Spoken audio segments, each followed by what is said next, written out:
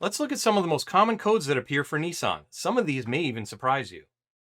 All right, so let's talk about some common issues, and I already kind of talked about one of them. It was the transmission issue, right? So CVTs, and this is out of this is an example out of one of their bulletins on the CVT and diagnosing CVT problems, and you can look in there with a borescope and see the CVT belt, and that one's definitely worn out, right? It's got some scuffing on it, so the clearance issues, it had some clearance issues in there, so that's a no good belt. You've seen that picture.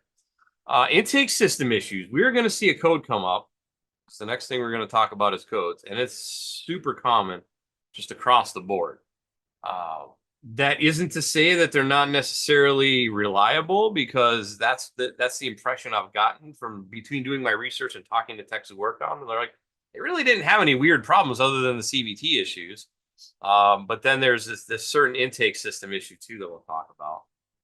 EVAP issues, just like any other vehicle, it's going to have EVAP issues. Those are just kind of hard to diagnose, I guess. Maybe get it right the first time, I suppose. So that brings us to common codes. So common codes, and if you look, top two codes are CVT related, and the rest of them are the same exact code across different multiple engines.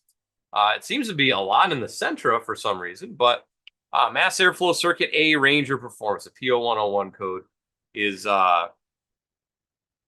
out of the top 10 codes on Nissan and Infiniti. Infiniti didn't show up on the list, but hey, it's still top 10 codes.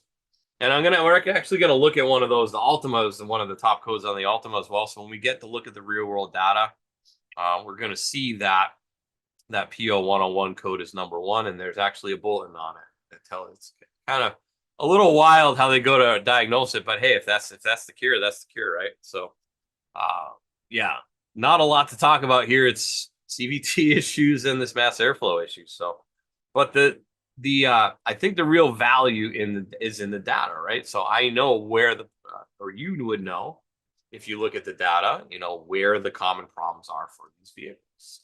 How well did you know those Nissan trouble codes? Now that we've covered the top common trouble codes, let's dive into what features of Nissan make them unique in the next episode in this series.